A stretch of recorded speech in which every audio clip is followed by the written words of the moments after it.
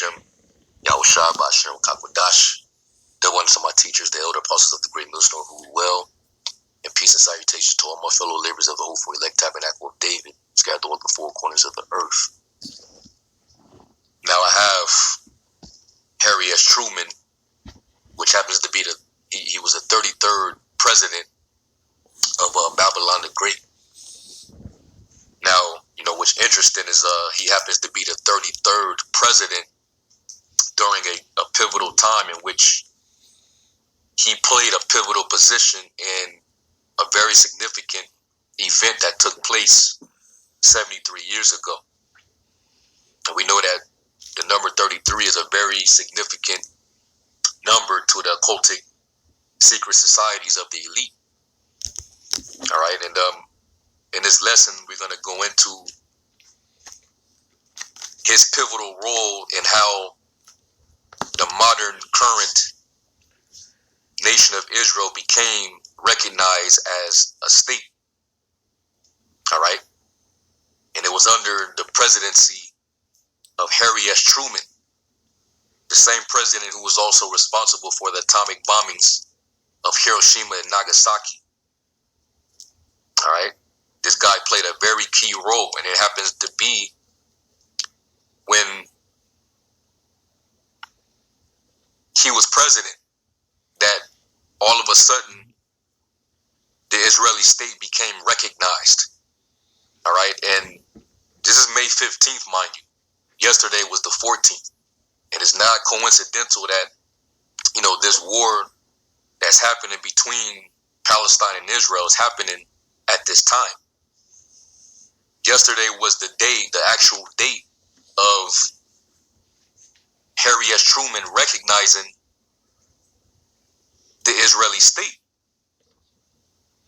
So we're gonna get into that, and then we're gonna hit some precepts, because it's gonna further show and prove that these are not the people. So we're gonna go down. Let me get straight to the point, and we're gonna go down here. We're gonna scroll up a little bit.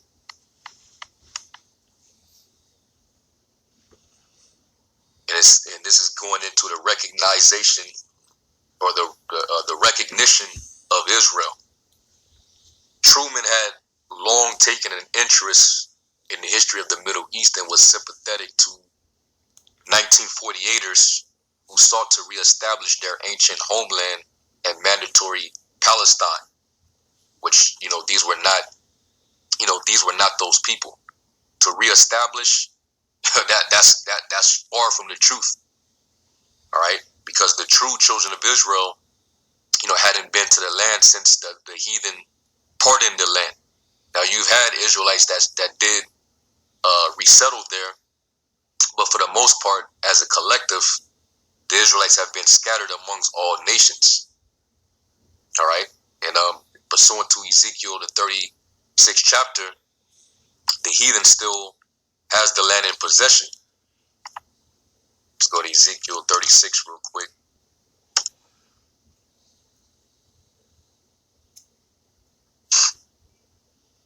And this is Habakkuk. Like I said, Habakkuk.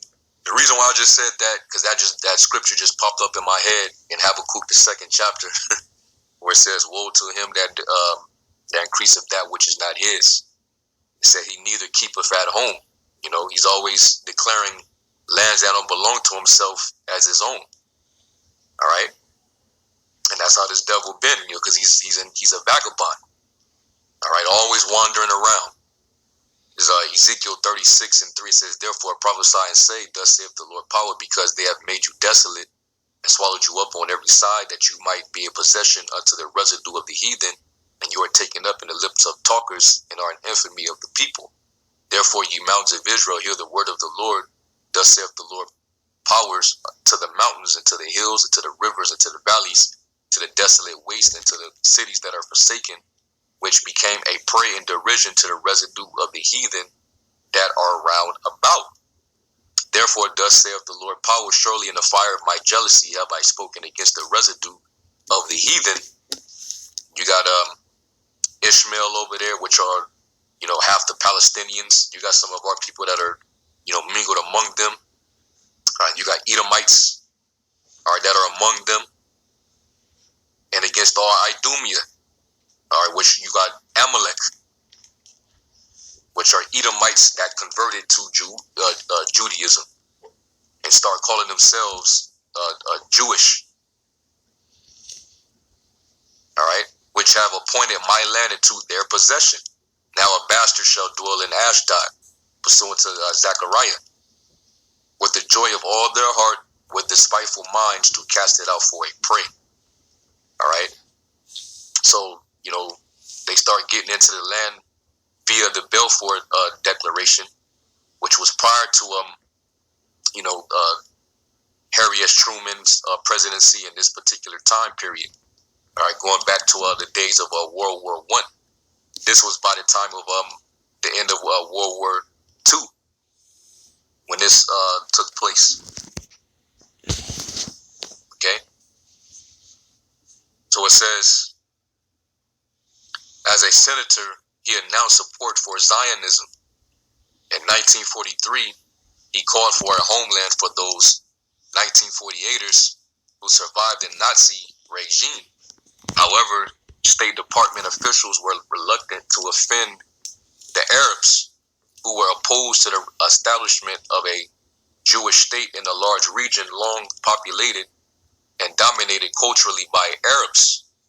We know, the Muslim Inquisition, they basically took over. And prior to them, it was Jake, when they created the Catholic Church to basically take back control of the land and to give the Arabs a god to worship, which happens to be Allah, showing you that Islam stemmed from the Catholic Church. But then the Arabs, Ishmael, became powerful and they ended up taking over. Okay? It says, the Secretary of Defense, James Forrestal, warned Truman of the importance of Saudi Arabian oil in another war. Truman replied he would decide his policy on the basis of justice, not oil. U.S. diplomats with experience in the region were opposed, but Truman told them he had few Arabs among his constituents.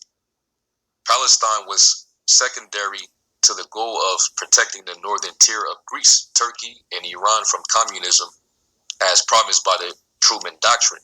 Wary of both the convoluted politics of the Middle East and pressure by Jewish leaders, Truman was undecided on his policy and skeptical about how the Jewish underdogs would handle power. He later cited as decisive in his recognition of the Jewish state the advice of his former business partner Eddie Jacobson, a non-religious Jew whom Truman absolutely trusted. Truman decided to recognize Israel over the objections of Secretary of State George Marshall, who feared it would hurt relations with the populous Arab states.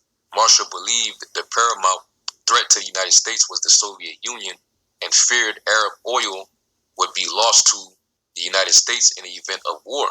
He warned Truman the United States was playing with fire with nothing to put it out. Truman recognized the State of Israel on May 14, 1948.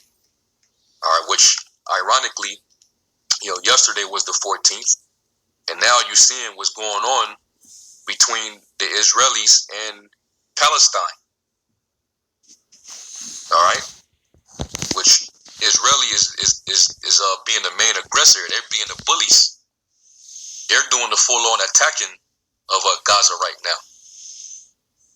Gaza, Hamas, they were just defending themselves against the Israeli aggression, but all you see in the media is them saying how Gaza keeps attacking the Israelis, but it's the Israelis that's actually sending all those strikes over there and killing all those innocent women and children.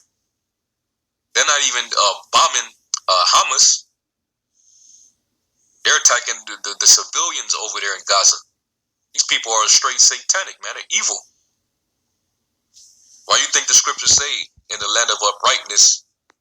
Let's go to that, because they have the land in possession right now. The land of Israel is the land of uprightness. Isaiah 26:10. Let favor be shown to the wicked, yet he will not learn righteousness. In the land of uprightness will he deal unjustly, and will not behold the majesty of the Lord. All right, and they're unjust. All right, and they knowing that they got the hammer of the earth in their back pocket, it just gives them the encouragement to be even bigger bullies in the Middle East. All right. So anyway, I'm gonna read it again. It says Truman recognized the state of Israel on May 14th, 1948, 11 minutes after it declared itself a nation. Of his decision to recognize the Israeli state, Truman wrote in his memoir, Hitler had been murdering Jews left and right, or right and left. I saw it, and I dream about it even to this day. The 1948ers needed some place where they could go. It is my attitude that the American government couldn't stand idly by while the victims of Hitler's madness are not allowed to build new lives.